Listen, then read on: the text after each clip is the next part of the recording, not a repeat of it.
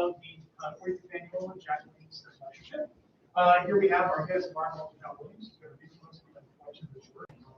Very excited for us. Thank you all for joining us. We have events throughout the day. We of course have our lunch events over the fall at noon. We have camp, we have a gaming event in the same space at 1:30, like a place of working. And then at 3 o'clock, we'll have panels upstairs in the classrooms, right? In the ACC classrooms. So without further ado, I will turn things over to Walter Jon Williams. Thank you.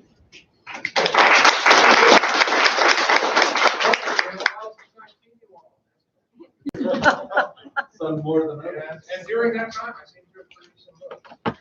So, at the risk of seeming like a TV ad, I'm going to go through them all. This is $20. This came out last year. This is the latest in my Praxis series. If you're going to start a series, start with the Praxis, which is the first book. I mean, you can't read them in any order, but it builds. The series arc. Last year, by this time, the best of Walter Jon Williams was released from Subterranean Press. It's in, if you can find it, it's in a limited edition signed hardback of 1,000 copies, or an ebook. And there's like a $40 difference between the two, so you decide. But actually, it's 200,000 words, twice the size of the average novel. My short fiction. And including all of the award nominees that I could fit in there, and the 2 award winners. And I'm very proud of this. So, I hope you can enjoy it. The reason I have all these, by the way, is I'm donating to the library as soon as I'm done here. And then there's my Walter series, which is a high fantasy. And if you were at the interview last night, you might have heard me talking about it. This is a series that just came to me as a bolt from the blue. I was out walking in my beautiful rural New Mexico backyard, and I was gone about 90 minutes, and at the end of the walk, I had 6 books plotted, and the name of my character, and that's never happened before since. So anyway, here it is. First 3 have been released. There's Quillifer, the Night, and there's Lord Quillifer. You can see he's sort of in stature from book to book. I'm going to read from the middle one, because by the time I get here, the story is so complicated and intricate that it's hard to break something out to read to you. And this is high fantasy, but because it's me, it's subversive high fantasy, and I'm in the process of subverting all the fantasy tropes that you've all been reading for all your lives. But I'm going to start with a very traditional piece. I'm going to have Quillifer fight a dragon.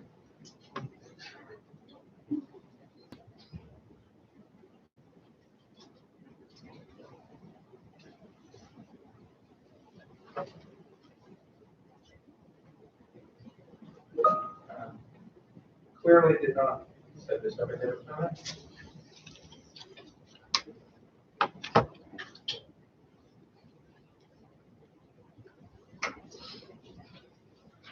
Let's see, just a bit about Quillifer. This is a fantasy world similar to the Northern European Renaissance. They have things like printing presses and gunpowder. And because they have printing presses, education is a lot more widely available than in the Middle Ages. So there are rising young people from the lower orders who are well educated and smart. Quillifer is one of these kinds. And so he is a threat to the established order, just by existing. And so he has to deal with a lot of pressure from above to keep it in its place, as well as a lot of pressure from below in the form of his own ambition.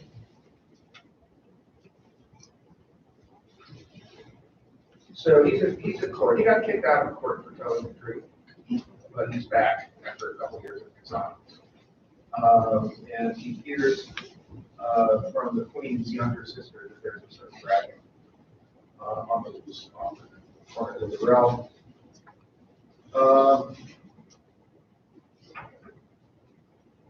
Berlada and Priscus were the king and queen. coming down the walk, surrounded by a bright cloud of courtiers. As soon as I saw them, I realized that while I had been engaged in colloquy with Her Highness, the idea of the fire grate had not entirely left my mind, and I found that I had built an elegant little formulating my thoughts without ever having devoted any actual thought to the matter whatsoever. So when their Majesties' parties joined ours, I bowed to the royal presence, and then I went down on one knee. Your Majesty, I said to Carlotta, I beg of thee a quest. Everyone looked at me in some surprise, and Gloria was the most surprised at all. For but a moment ago, I had been engaged with her in a perfectly ordinary conversation with no mention of a quest or favors, and now here I was on one knee addressing the monarch. Carlotta looked down at me with mild blue eyes, her placid face remained expressionless. You may send your petition to the Chancery, she said, and turned to sweep along the path for her barge. Your Majesty, said I have no petition but to be allowed to fight the fire trade that endangers your Majesty's subjects and their property. The Queen paused, and the shadow of surprise passed across her face. She looked at me again. I offered her my beautiful apprentice face and an apologetic smile. I believe fighting dragons is what knights are for, Majesty. Well, Carlotta absorbed this, another man came out of the crowd and knelt on the path to my left. I beg your Majesty's permission to accompany this knight, he said, in the accents of Loretto. He was a tall man about my height, but with much greater breadth of shoulder and depth of chest. I recognized him as Don Lorenzo de Brest, a Crucero, who had won the prize at the jousts 3 years before that celebrated their Majesties' impending hunting. I was annoyed at this conceited woman abroad trying to force his way onto my expedition, and even more annoyed as another man knelt on my right. And I, your Majesty, and this man I recognized as the master of the henchmen, Sir Edelmere Wesley. My lover's husband had become very inconvenient in the most unexpected way. I should point out that master of the henchmen was an actual office in the Tudor court. Vexed at this ridiculous circumstance, I said that I intended to take the quest alone, but no one heard me as courtiers were scooting me from left and right to join us. Apparently, questing was the new fashion, like reckless hats and huge scarlet heels. Among the newcomers, I saw Don Memorino Dormil, the Loretan knight who sat beside me at the regatta dinner and urged me not to tempt his king with impudence. Carlotta looked at the drawing path with what seemed to be amusement. After a baronet tried to join us, the Queen said the quest would be for knights alone. At the end, there were 12 of us. The Queen wished us all luck and went on with her ladies to the barge. King Priscus lingered a moment surveying us and then looked at me and smiled. I hope at least one of you has read the rule book, he said, and then laughed at his own joke. After the king left, I rose and invited the others to my house to plan the expedition, but none cared to hear me, and they wandered away into the trees, engaged in animated conversation. At the end, I stood more or less as I had begun, with Gloria and her ladies. Gloria's face was split in a merry smile. I thought you said you didn't know how to kill one of these beasts, she said. Nor do I, but I shall find out. She laughed. Gorge it with those idiots, she said. Indeed, she said, you will have the fangs of a royal queen of Iceland. And then she paused and smiled. Not my sister, of course, she added, but my mother. And then she and her ladies laughed and trailed their merriment all the way to the royal barge. Okay, I'm going to skip ahead. He does a bit of research on dragons, which just is entirely confusing.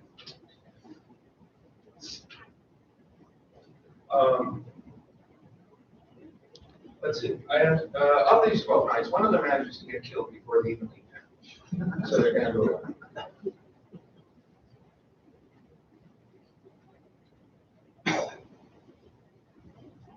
Not that anyone felt like singing as we left the crossroads and turned southeast along the right bank of the Dordel. The rain pattered on my broad hat and on the oilskins I wore over my old Cheviot overcoat. The river was gray and turbid and speckled with raindrops. We came to an inn mid-afternoon, and as Edward was tired of riding in the rain, the decision was to halt. I viewed my bed with a careful eye on the alert for fleas or lice, but this close to the capital, the inns were very clean. That evening in the common room, the others were polite, for the most part ignored me. Some were the sons of lords, and most were knights of the great orders of chivalry, whereas I was a mere knight bachelor and the son of a butcher. No king or queen knocked me on the shoulder with a sword, and I wore no ribbon across my chest. I wore a duke's ransom on my fingers, but no one was interested in buying gems, and I had not dropped my strongbox in any case. Yet I had been knighted for military service, and on the Iceland knights I was alone. The rest had received the honor on account of their birth, but the great majority had been knighted on the occasion of Carlotta's ascent to the throne, when she had handed such rich compliments to the sons of her followers. The two knights of Loretto had fought in one or another of King Enrico's wars, though I understood that they had been knighted first and fought after. Lorenzo del Brest suggested that we fight in the order of precedence, we should place him first as the knight of the 7 words, a cousin of King Enrico and the descendant of Queen Margareta of Stegerda. One syndicated parent the other night opposed this idea, and we threw lots as originally planned. Sir Brindley Wilmot, the third son of his Grace of Waitsfield, drew first place. The Brez drew second, and I sixth. The Brez seemed content enough with the result. As no one wished to talk to me, I called on Rufino Knott, this is his Bartlett, to bring out the guitars, and he sang and played his extras of the figures while I strummed and accompanied. Well, we made our music, heavens open, and the rain beat on the roofs and shutters. The others played cards and drank. I thought there would be a late start the next day, and I was proved correct. Each night there was more drinking and more cards and dice. I began to think I had joined a traveling carouse and not a quest at all. The only excitement came when Sir Edelmir's horse stumbled while fording one of the Dordel's western tributaries and was pitched into the river. He flailed madly in the water, unable to swim. Aware that irony lurked in the very act of my having to rescue my lover's husband, I turned my palfrey and was prepared to launch myself into the river to fetch him out. When two of his own henchmen swam their steeds after him and brought him gasping to the shore, his fine black hair straggling in his face like seaweed. Shivering, he was bundled into one of the wagons and changed into dry clothes, and by evening, having warmed himself with hypocrisy, was laughing about his misadventure. More laughter came later when he lost a small portion of dice. The sixth day, in the forenoon, we arrived at Bonaire, the house of Queen Natalie, Floria's mother, and the third wife of King Stillwell's 4 wives. She insisted on providing us dinner, which dragged on into supper. Her Majesty was not at all disturbed by the existence of the dragon and spoke merrily for hours, pausing only to ask for news of court, which news she interrupted with scandalous reminiscence of those being mentioned. She had a group of ladies to wait on her, and one lean gentleman dressed in a robe of black velvet with a skull cap on his gray head. He was introduced as Dr. Smoke, and he spoke in a deep, measured voice that weighed his every word. Oh, none of us believed little Matilda was really Count Conrad's daughter, said Queen Natalie, for everyone knew Lady Conrad loved Sir Jasper Terrier, and both he and Matilda had that blazing red hair. Yet Conrad never seemed to know what was going on under his nose, possibly because his affections were directed at Lady Boulder when all was happening. Truly, she was an indiscreet woman, though she never seemed to speak out of malice, but rather because she seemed unable to stem a great flood of anecdotes once it had started. I looked at her ladies and saw that some restrained yawns, but others had that glassy eyed look that comes with trying to seem interested. I suppose they had all heard this many times before. It has always been an open question whether Lord Fontanus was poisoned, Natalie said, but I suppose when my daughter, the Lady Floria, is finally queen, she will have access to the archives and can find out. This statement so startled all Her Majesty's guests that none of us knew how to respond. Her Majesty saw our expression and laughed. Oh, aye, she said, Floria will be queen. Dr. Smoke has cast her horoscope and assured me that this is true. Is it not against the law, I asked, to cast horoscopes of the royal family to give out the hours of their birth? Oh, please, said Natalie, I certainly know the hour when my own daughter was born, and I am assured that it was an auspicious hour indeed. Her Majesty speaks truly, said Smoke, as he pondered his way. He stared intently from one to another of Natalie's guests, as if judging our credulity. From one of her ladies, I learned the history of Dr. Smoke. He was a sorcerer and a necromancer who spoke to spirits. When Claiborne had rebelled, Smoke had become Berlotta's philosopher trans Germany.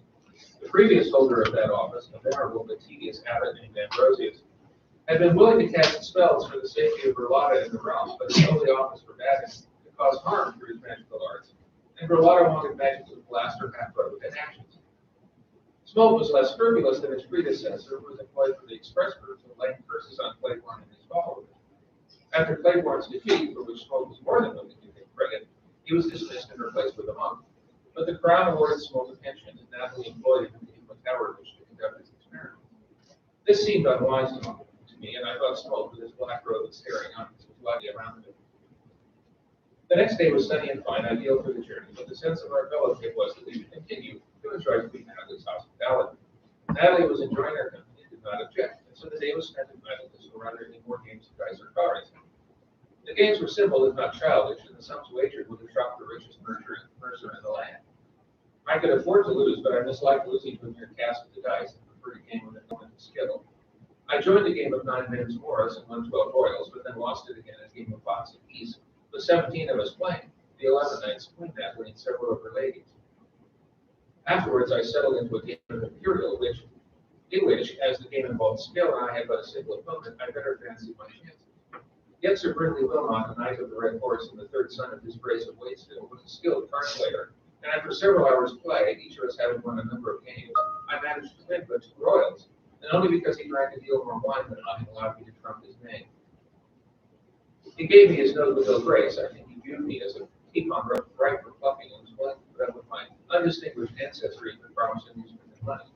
Alas for him, I courted him with his pleasure. Sir Edelmere Wesley seemed to suffer the greatest losses in the beginning, but he lost with such easy grace that the others were probably encouraged to live more often.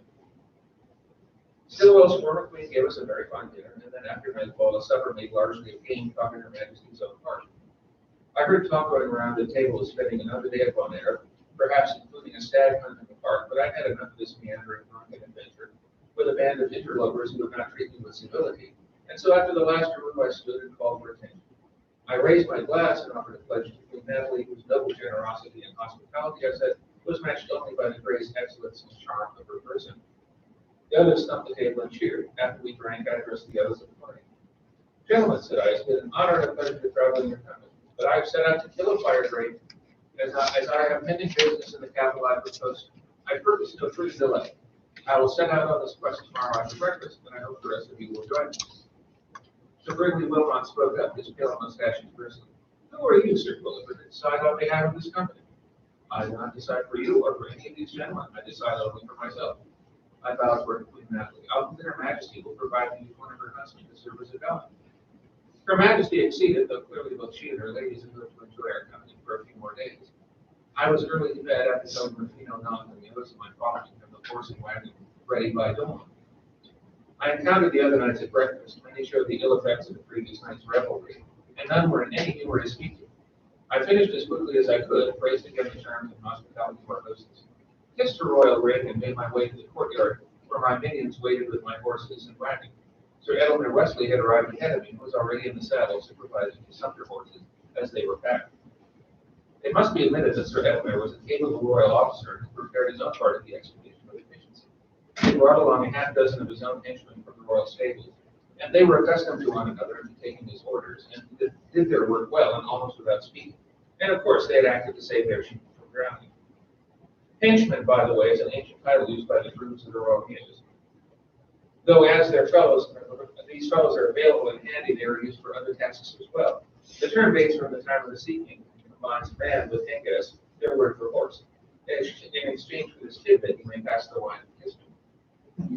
The story is written in the second person, addressed to a lady.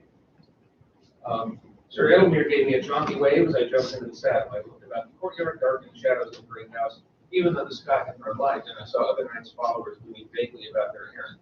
I turned to Sir Edelmere. Shall we move on and let the others catch up?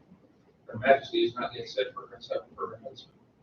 Dr. Smoke arrived first, padding into the courtyard at this point, felt the road. I will cast spells for the success, he said, and it will take 3 days. I thanked him civilly, and he retreated to his tower to begin his chanting.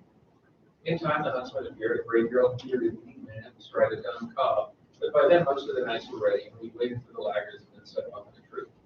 I put myself with the huntsman in the lead and set a steady pace till noontide, when I allotted an hour for a cold dinner and a watering place for the horses. Then I was back in the saddle for a long afternoon riding. We were very much in the country, and there were no inns. Under the bright, cool sun of winter, the land seemed prosperous enough. Sheep spotted the pastures, orchards lay on all sides, and the farms were snug and tidy. The great storm of that summer seemed to have spared this country, tucked in the shadow of the fertile earth. The roads were fenced with hedges, and sometimes were near sunken traps. We were obliged to ford the river, as by afternoon we were in the foothills of the Cordillery, along folds of mountains and steep hills that formed the spine of the hill.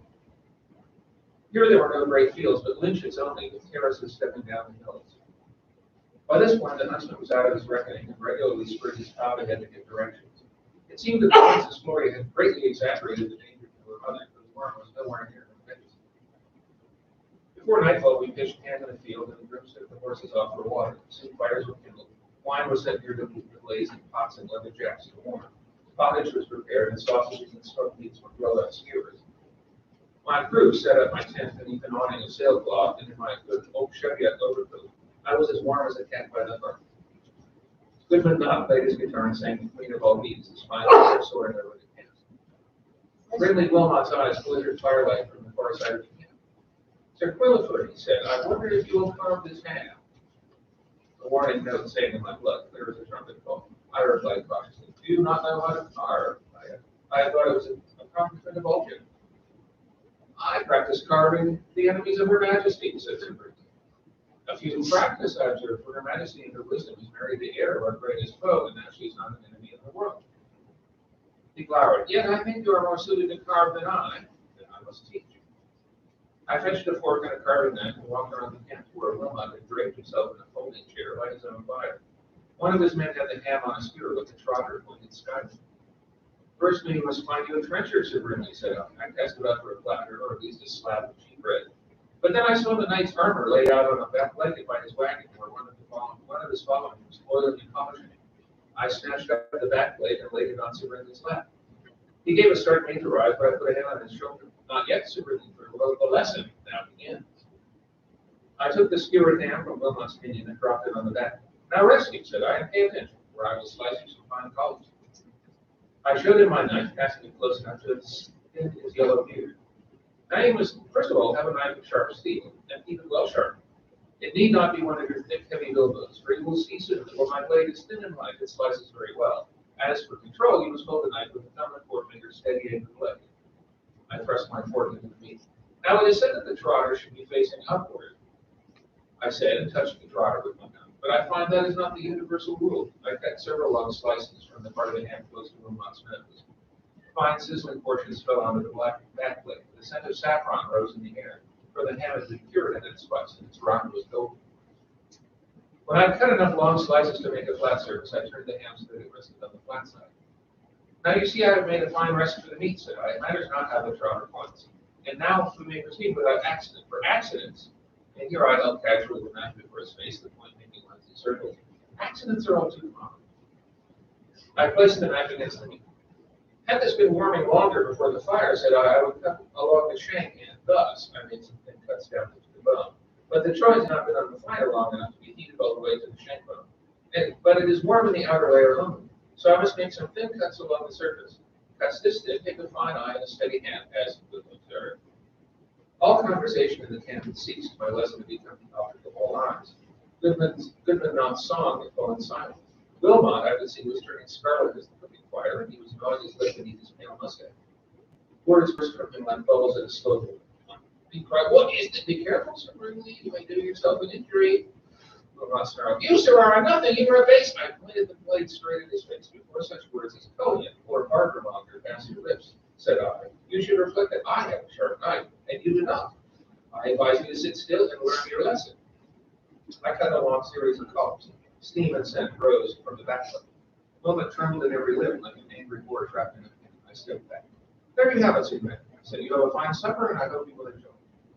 I began to walk back to my own fire, and there was a crash as Wilmot leaped to his feet and broke the backplate and ham in the dust. "I will end your sneering now, you butcher's son." He walked over his armory and laid out and drew his sword. "Sneering," said I. I backed away, keeping Wilmot always in sight. I stooped by my fire and picked up a jack of hot mulled wine, from which I then took a sip. At need, I would hurl it in his face as he charged. "I have not sneered," I said. "You have asked me to slice your ham, and all these gentlemen are witnesses to your request." I pointed around the circle with my knife. "I obliged and gave you a lesson in carving in the most civil way.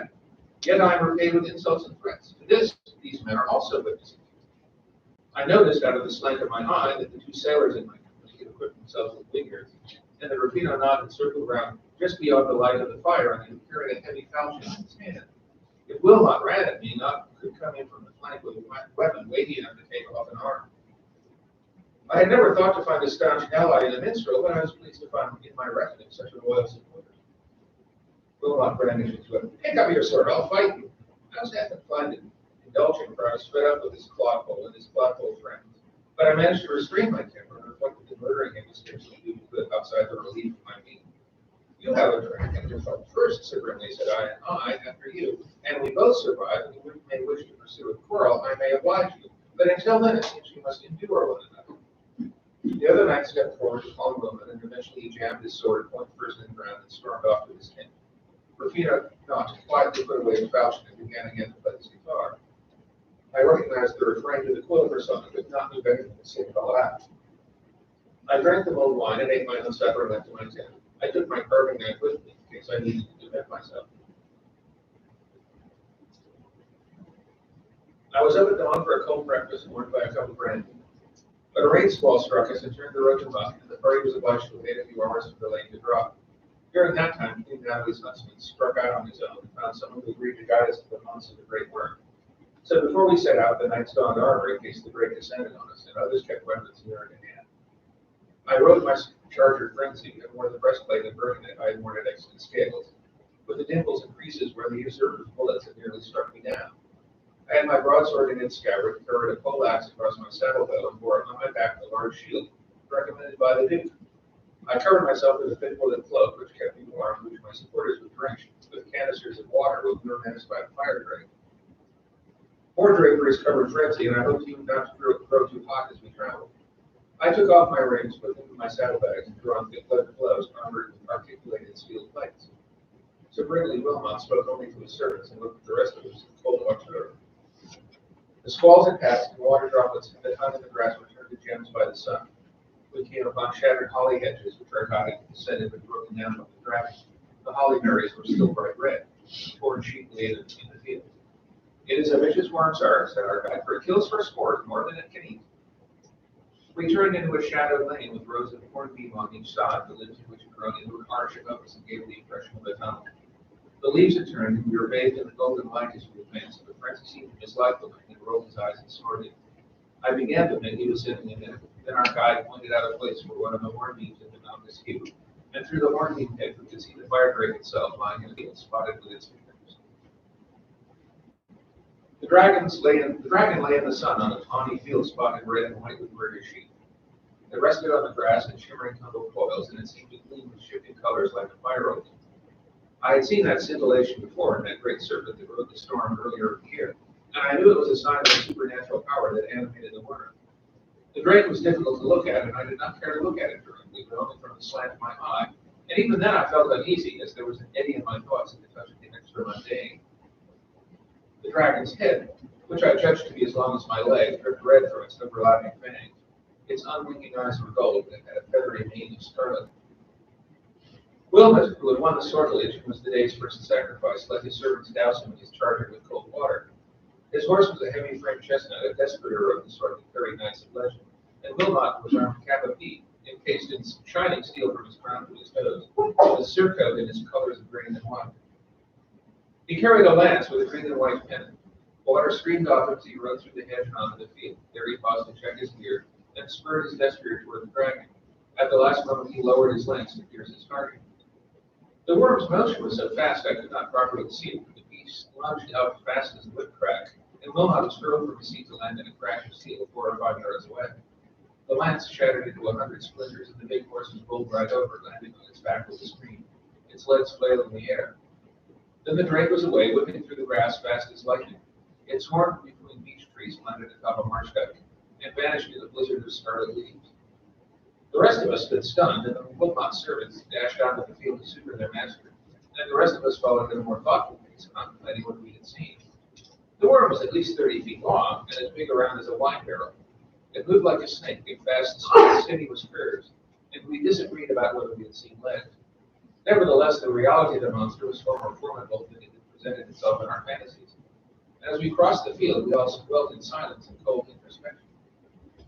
When Wilmot's servants threw up his visor, we could see his eye. Yet his pale mustaches fluttered with his breath, and it seemed that he lived despite having been rattled in his steel suit like dice in a cup, and had only been knocked loose. The destrier was lying with a broken back and unable to rise, when Wilmot's men dispatched him with a pistol shot to the brain. Now that it seemed the knight was likely to live, we all looked towards the marsh dyke where the worm had disappeared. The huntsman carefully approached the dyke, 20 yards distance from where the dragon had broken down the beach head, just in case the drake lay in ambush by his own trap. The worm had long gone, and the huntsman rode through the gap and followed the track. He came back after a brief time, and reported that the beast was 2 fields away and had taken up residence in a pear orchard. We looked at Don Lorenzo de Brett. Well, he said in his Lorraine accent, I must fight it then, yes, but I wonder how it is best to do it. Perhaps you should not ride at it directly, I said, and ride a horse more nimble from that great destrier. Some others suggested he not use the lance. The Brett brooded on the suggestion for a moment and shook his head. I may be able to strike it in the eye. As he was a champion jouster, I suppose this was possible. Take a heavy hand weapon, said I, and a poleaxe or a halberd. He had not, but he had a variety of lances, a heavy broadsword, and a hand axe. He wore his heavy tilting armor without the brand guard, the extra concave steel plate bolted on the left side of the chest to serve as a kind of shield. And viewing Wilmot sprawled on the grass, he decided to have his servants mount that steel plate. This was done in a few minutes. Wilmot did not recover his wits. His servants stripped him of his armor, wrapped him in a blanket, and carried him down to the lane, where they put him in his wagon and turned for the nearest town. Now we were 10. With caution, we followed the room over the marsh dyke, which was only 3 or 4 feet tall, and then we advanced to the next hedgerow. This too was an earthen dyke topped with a row of beech trees, and our horses crunched over a carpet of fallen beech nuts as we peered between the brilliant red leaves into the pear orchard, with its trees still full of brown-skinned winter needles. The drake, bright as a beech leaf, was easy to find among the trees, its shimmering coils thrown out wide. It was at rest again, though I could not imagine that it was unaware of us, for surely we would detect the rumble of our horses' hooves on the ground and proceed to the 6 or 7 fathoms of servant bodies stretched up the earth. The Brez dismounted, and his servants swathed him in a thick wool cape with a hood and poured water over it. They brought a charger to replace his turning horse and put on a log wool dress and hood, belted the surcingles, then shifted the saddle and tack over. I wished to suggest at this point that he not go face the worm alone, but he was a proud knight of Loretto, a champion, and I decided it was not my place to say such a thing. His groom helped him into the saddle, and he chose a lance from those on offer. He was not wearing a heavy tilting helm, but a lighter basket with a fierce visor to give him a good view. And through the visor I could see his dark, frowning, thoughtful face. He was a professional, expert in combat, and I suppose he was making calculations that I could only guess at. His servants drenched his horse with water, then he took the reins in hand, turned his mount toward the gap in the beech head, and easily leaped the ducks. I think he was one of the bravest men I have ever seen. Wilmot's courage I did not rate so highly because he was not what he was challenging. But the Brez had seen Wilmot struck down, and still he advanced alone to fight the fire drake. I watched the fight through the leaves of the hedge. The Brez came on slowly, keeping the pear trees between himself and his quarry, and at the last second put spurs to his charger, lowered the point of his lance, and made a perfect beautiful turn around a pear tree to bring him face to face with the worm. There was a crack, the brilliant rainbow serpent coils recoiled as if in surprise, and I was sure that the Brez had struck the dragon even though the lance had broken. He threw the broken lance down, reached for his hand axe, and spun the horse about as he did. Heat is an evolution in the horse valve, and then the growth lit with flame. The fire was so bright it seemed to burn a great white hole in the world. I was blinded, and the air filled with screams. The hair on my neck rose at the sound. I blinked until my sight returned, and the first thing I saw was the horse and man both on fire galloping blindly through the grove. Knight and charger screamed alike, the Brez in a deep howl, the horse in a high-pitched shriek. They rebounded off pear trees, but came flying, leaves and winter needles tumbled to the ground in their path. I tore my eyes away from the horror to find the fire drake, which for all I knew was targeting us, but the worm was flying and thrashing away through the grove. The burning gallop ended when the horse fell and pitched its riding to the ground. We rushed through the hedge as quickly as we could, but by the time we arrived, there was no longer fire, but only smoke and death. The great champion of Loretto had been put to death in his coat of steel, and cooking he had streamed his lungs to tatters. I felt a great cold void where my heart should be, for I knew not how to view the chattering of such a titan. The knight's servants had to wait for the armor to cool, and then they stripped it off the body. I wished not to look at it, nor to smell it either. I desired myself back in Howell's, sipping brandy before I tamed the mystic fire, with a volume of Reverend's comic verse in my lap. Yet here I and the others were forced to cope with the fire of a great worm ablaze from beyond the world. More than one of the Brez's servants burst into weeping at the sight of the corpse. Yet weeping, they wrapped it in a blanket and carried it away, and now we were night. The huntsman and his guide crept after the dragon and reported that it had gone to ground in a cave. We all advanced to view the lair's entrance and saw only a baleful darkness beneath an overhanging ledge. Before the cave climbed a meadow paved with grazing, dotted with fading wildflowers and the sweeping track of a worm playing on the grass. A cloud obscured the sun, and rain began to patter down. Drops ran off my helmet. According to the sword village, there were 3 knights who had attacked the dragon before me, and their names were a testament to the erratic and often pretentious nature of dice-line spelling. Majuro, pronounced Marley, Molyneux, pronounced Molly, and Wolfartisworth, pronounced Woolsworth. I looked at myself. Gentlemen, I said, I make no imputation against your courage, and neither do I make any extraordinary claims for my own bravery, but I think I might see a way to cope with this monster. If you would oblige by deferring to me, I will take your place and fight the war myself. They looked at each other. Woolsworth scowled. He was a big man with a russet-colored beard that he tied in little ribbon tails and draped over his forehead. He blew a contemptuous breath through the thick mustache that overhung his lips. I will not have it said that my courage is any less than that of Don Lorenzo de Perez. This put the others in a dilemma, for even if I did not dispute their courage, it was clear that Wolsey did. Marley cast an appraising eye at the cavern. Yet I should not care to go into that cave, he said. Let us wait out the night, for the worm may come out, and we can track it in the oven.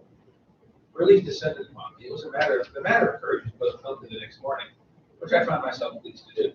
Truly, though I hoped to put on a brave enough face, I was no happier in facing the monster than Marley.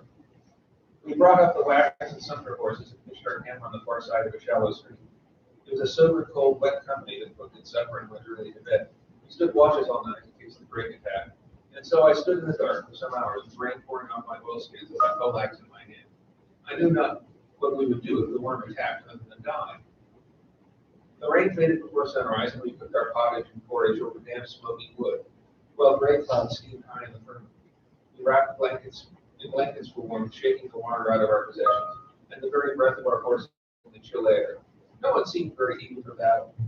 Yet, when there was no longer any reason for delay, we began to arm and mount our horses. Marley resolutely avoided my eyes. We crossed the stream and began to climb the hill that led to the meadow of the cavern. The grass had rebounded and no longer showed the track of the fire grate, and there were no new tracks, so Queen Natalie's huntsman pronounced his opinion that the worm was still in the cave. Marley looked out from beneath his visor at the entrance, shadowed by the great overhanging ledge. Don Lorenzo may have mortally wounded. I think it maybe did, no one replied. Marley took a halberd and stepped into the field. He was not a jouster and was dressed as a deputy trooper, with a breastplate over a thick suede buff coat and a bergonet with full visor. He already wore a cloak for warmth, but he drew the hood over his head and let his men drench it with water. This did not help the press, but perhaps Marley would be more lucky. He could not ride his charger into the cave, so he left his horse in the lane and advanced on foot. His cloak swept a dark trail on the dew-bright grass.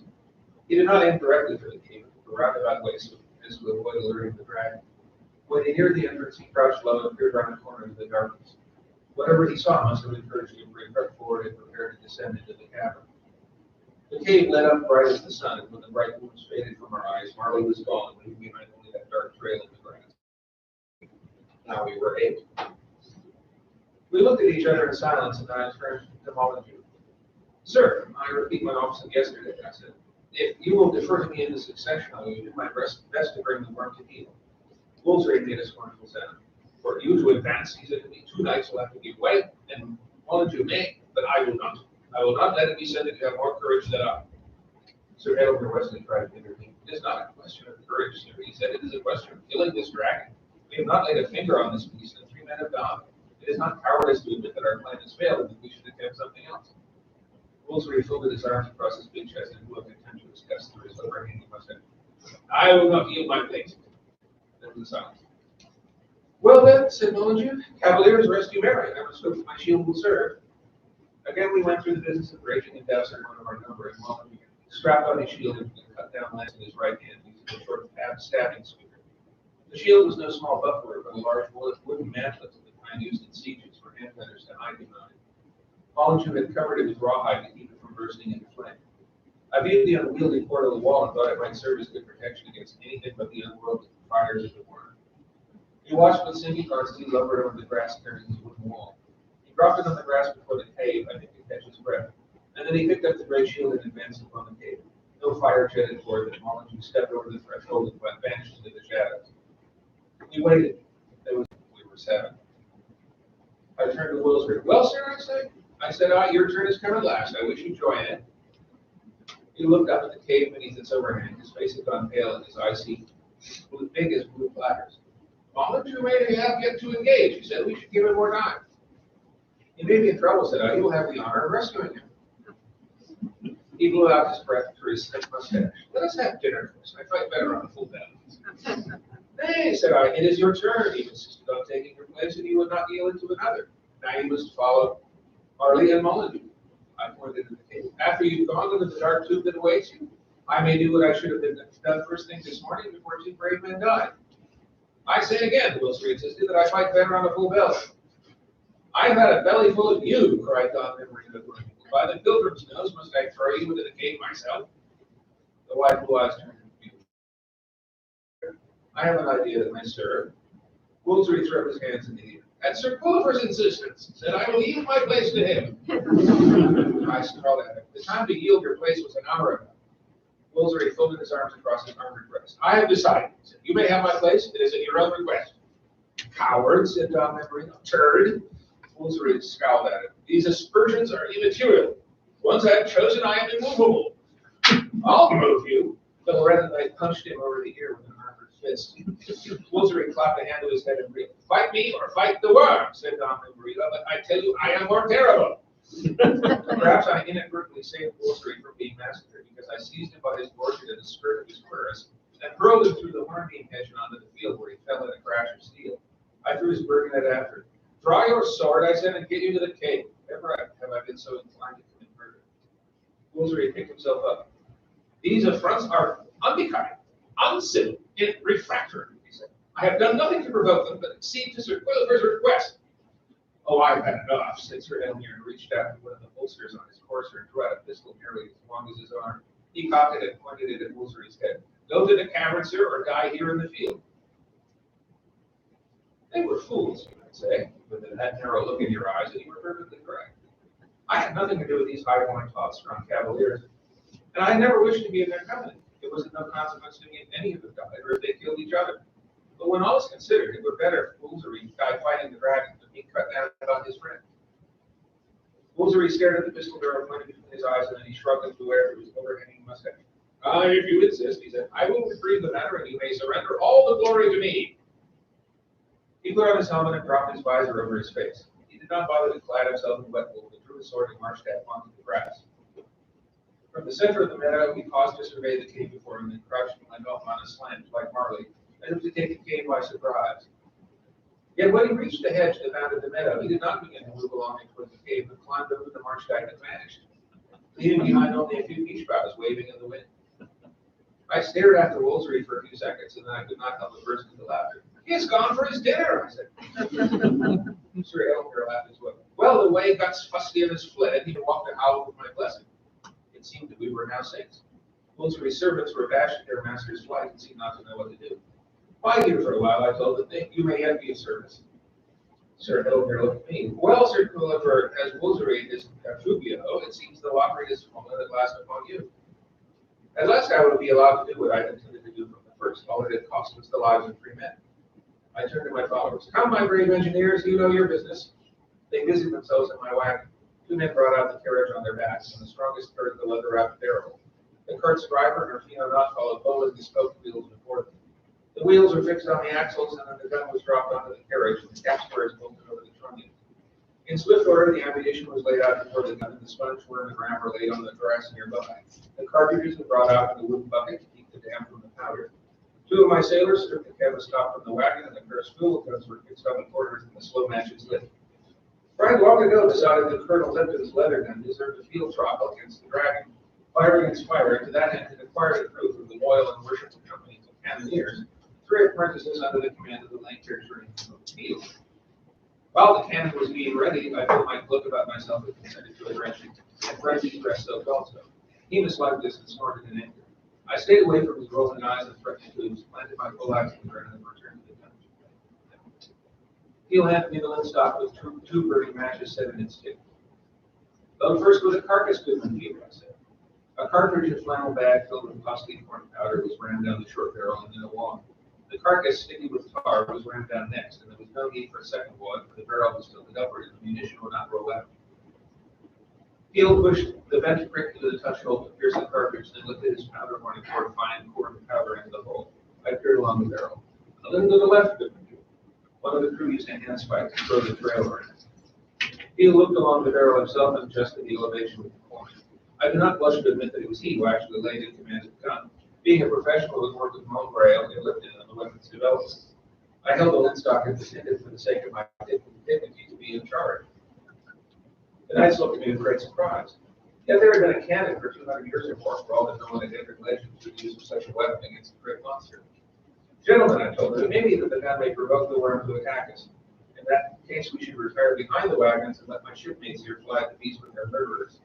And if the drake continues to vex us, I think we should then attack it altogether. The worm is so long, each of us will have a fathom servant to ourselves, to humans we men. I looked along the short barrel again. The range was about 75 yards, which was point blank, even for a small field piece, and we could scarcely miss. I reached out to Linstock. "Stand back, friends," I said, and the gunners stepped away and clapped their hands over their ears. Standing well to the side, I touched the priming powder with one of the burning matches on the Linstock, and the gun went off with a clap and bounded back 4 or 5 feet. I was trying to spot the follow shot, and I saw the carcass strike the underside of the overhanging ledge and rebound into the cave. Gunpowders had stung the air. Heels proved weak for their work. The gun was rolled back into position. The sponge was dunked in water and run down the barrel to douse the burning flannel or tar, and another cartridge ran down and then a wad. Theo looked at me, a silent question on his thick-headed face. "By the moment, Goodman," said I, was ready to round shot. Tendrils of smoke began to rise from the cave. The carcass was a type of ball shot covered with tar and filled with a mixture of sulfur, tallow, saltpeter, antimony, and other tools of the alchemist. In sieges, they would be used to set fire to buildings, but I was interested more in the possibility of suffocation. I looked at the knights and grinned. "We'll see if the worm needs to breathe," said I.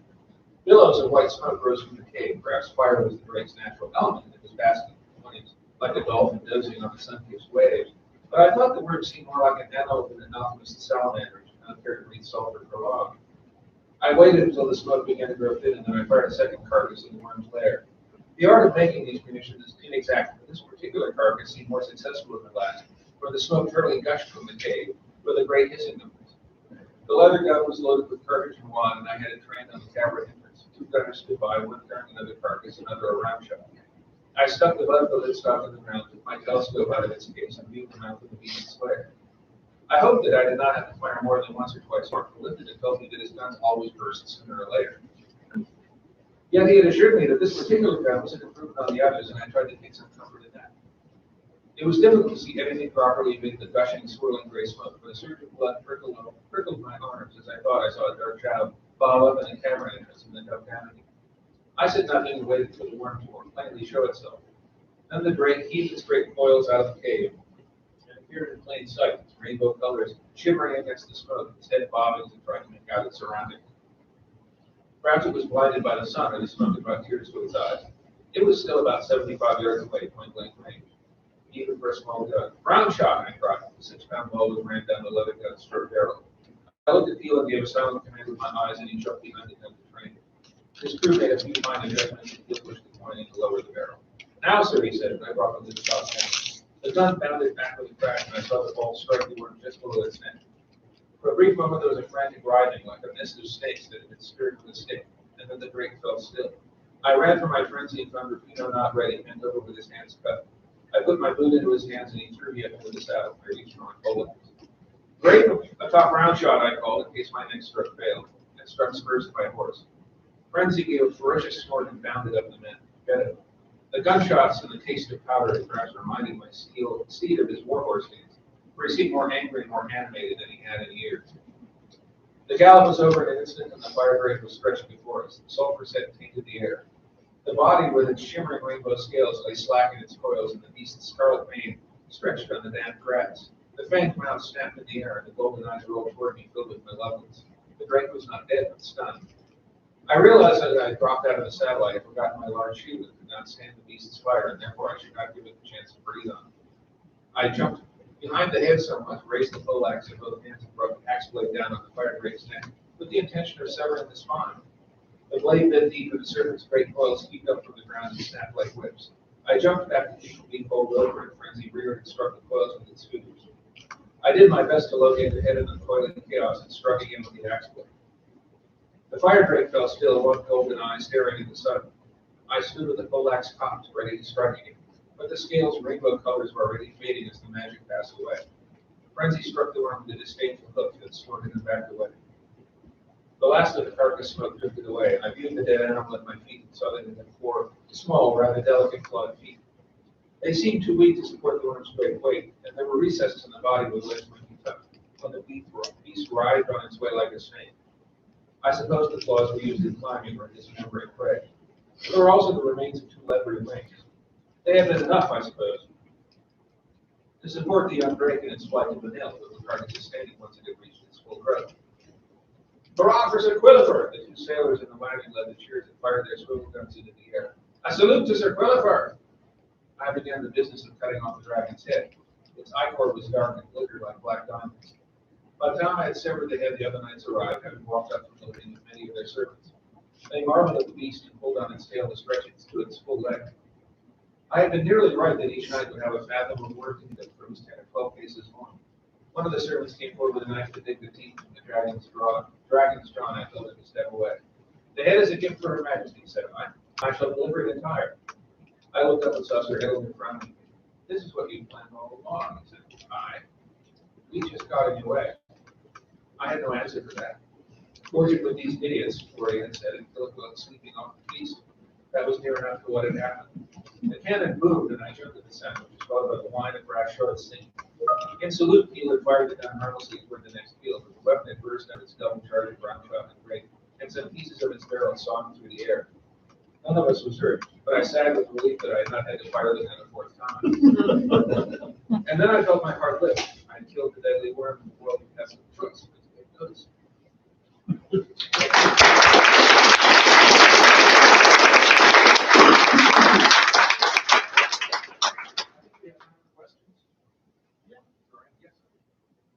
Okay. I have a question as well, but I wanted to ask, so I'm trying to read as much of your stuff as I could leading up to this, right? And so one thing that struck me about the range of elective work is the time and space to take the bureaucracy and details there. And I'm thinking like in Culver and where you spend time with kind of legal bureaucracy of the kind of, relatives and Renaissance, and the military bureaucracy, Thompson, and even to an extent, kind of corporate defense bureaucracy and hardwire, and even in this is not a game. And so I'm just struck by, is what do you see as the use of those kind of details and bureaucracy is laid out in the narrative? Well, that's my approach to world building. Because I think if you're writing fantasy and somebody's got a sword, what I do is I think, where did that sword come from? And who made it? And how much did it cost? And so on. And you do this with everything that you touches. And since Quillifer has ambition to rise in government and to be the head of a department or two, then he's having to deal with departmental issues. And even under the Tudors, the government was a massive problem with lots of problems. Just the royal household itself was a huge bureaucracy, with thousands of people involved in direct service to the monarch. And they all had warrants for what they did. They all had titles. They all had jobs. One of the things I found is what's a page? Right? A page is traditionally an apprentice knight. It's a young boy who is learning how to be a knight. But page was actually a job description. You could have a 60-year-old page. It was just, if you were a page, you had these duties. And so, I don't know, I find the details of administration kind of interesting, and I try to make them interesting for the reader. And it adds to the personality. I remember reading, back years ago, I read, James Bond. It was out there with his pistol and his girlfriend, and that was kind of it. And with all this very few. And then I read John le Carré. John le Carré, if something happens, well, send somebody up to get the file. And get these other files while he's up there. And so a lot of le Carré is about the administration of being a spy. That you have to read the files, you have to generate reports, you have to plan budgets. If you're going to send James Bond off, you can get some kind of special warrant so that James Bond can afford to fly out to Jamaica and defeat Scaramanga or whoever his villain of the week is. And I think those details are really interesting. I mean, you don't want to write a whole book that way. To follow on to that question then, I think your answer to the question sort of halfway answered my question, which is that having read lots and lots of your work across all sorts of genres, you have against Pilsner, you have the space opera. The practice just a game provided. I feel like there's like a fingerprint of your work, even though you do so many different things. That there's always like a wit to what you write.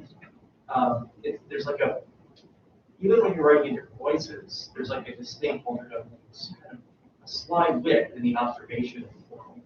And I wondered if that's deliberate because you get to a point you just can't resist it, or it's just something you do subconsciously. And I think maybe part of that is coming from the fact that we disrupt things. Yeah. Well, firstly, thank you for the compliment. And I mean, I probably look at it. Something in the situation strikes me as absurd or funny, and I will point that out. So yeah, that's. But I do realize now it sometimes comes to these passages where you're deconstructing things, bureaucracy. Yeah. Well, and in this case, the eccentric spellings of the three nuns. Yeah. Right.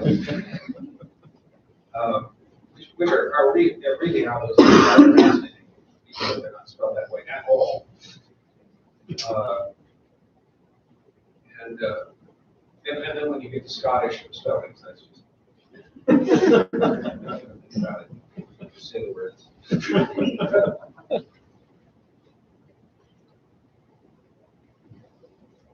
Any other questions? So I remember you saying this yesterday, and I know we told me before about how many books is it full per series? It is planned out to 6 books. And how much have you managed to get under contract? So, Just these 3. okay. Everybody buy those 3. Please. Another 10,000 plus is what I think they got. They could use it. This is, I think the last 2 books they have not bothered to send out review copies. Probably got lost in this absurd bureaucracy. So the only reviews of these last 2 books I've seen were in Wellness Magazine, which has a muscle to actually get a review copy out of it.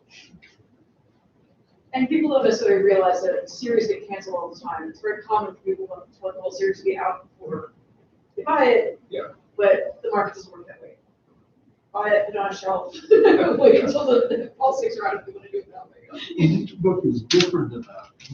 You won't miss it if the series is finished. You'll still love what you got. And I have a pretty strong feeling I know where it ends, and I really want to see that journey as he gets through. Okay. Yeah, this starts with over 18. He's maybe, see, I just read, he's maybe 22. And it will go till he's, I would say an elderly person, he's advanced mature age. Well, the titles, I think, do speak to a certain arc. Circle for Gilbert, and Circle for Lord Gilbert. Yeah. Great. Any other questions? Yes. So, yes, I've also read quite a few, most of your work because I I'm have. sorry, if you speak up, the mask is kind I've also read quite a lot of your work since I lived with somebody who was a massive fan, and I have noticed in almost all your lead characters that it's almost always almost Horatio Alger type character, except with a lot more cynicism than the usual Horatio Alger story. Is this a conscious effort, or is this just, that's the kind of character I'm drawn to? Well, one of my themes is power, and how you get power, and how you keep power, and what it's like not to have power. Mm-hmm. And I try to explore all sides of that. In the Praxis books, the 2 main characters, one of them is essentially provincial nobility. Right, that he's rich and he's got immense amounts of privilege, but he just is not in the top rank, and the top rank will let him forget it. But in actuality, he's fine, But and the other character is a girl from the streets who has taken the place of one of the highest names in the empire. Right, so she's an imposter. And she has all the privilege in the world, but she's not the person who actually should be having the privilege. So, and so she gets to explore both of the elements of it. So, but I mean, I have written about people who are on the top. Gabriel Aristotle, for example, is an absolute ruler of his domain. And some of the others. So it's, I try to look at it from all perspectives, but yeah, it is not uncommon in genre to have a lowly protagonist, and sometimes to overcome all of the sort of social prejudices, as well as whatever the problems have. It hadn't occurred to me in person with Horatio Alger. That's Horatio Alger story takes place on a farm home in universe that I've ever experienced. All you need to do is get the right rich man to give you things. And you too can rise in the world. Any other questions? Your Days of Atonement, what other, I'm thinking of your work and the works that have been influenced by your home here in Mexico. And Days of Atonement, that's the sheriff, right? Yeah. Yeah. Where else does New Mexico enter your work? Either directly or- Okay, well, see, I realized that. Okay, I saw the movie that Robert Redford made of Robert Beat before. Yeah. And I also read the reviews by people who don't live here, and they all went, they have no idea what Robert Redford is trying to do with this. And it was magical realism. They didn't know what that was. And also, I thought that book was just about my neighbors. Yeah. It was just ordinary life. And I realized that New Mexico is an alien planet. And if you're going to write about it, but people who don't live here, you have to. I have the tools to write about alien world, so I did that. But I thought I'm only going to have one book about New Mexico. And so this is the book in which I put everything. New Mexico turns up, oddly enough, in the practice that Gareth Martinez's home world was essentially settled by people from northern New Mexico, with all of their social apparatus transferring more or less intact. And so the patron-client system and all of that was brought over directly from that part of the world. And I put, they're penitentiaries. Right? And he's baffled by it. He has no idea what this is about. But he knows that they live under the house and stuff. I don't know we're supposed to persecute them, but really it's not working on them. But there are probably some other bits in New Mexico here. Well, actually, I don't think see in our market. A lot of our market takes place in and was inspired by the trip, but through churches. Back when the churches was kind of a dangerous place to be found. I mean, now it's an arts colony. I couldn't believe it when it was last there. But this is. The churches used to be very dangerous for outsiders. There was a state policeman who went missing, to serve a warrant or something. That was never heard of again. The first person to die in the New Mexico prison riots was from churches, and he died because they thought he was a weird dog. It's like, okay, we busted out of jail. Let's kill the witch. They went there. That was the first thing.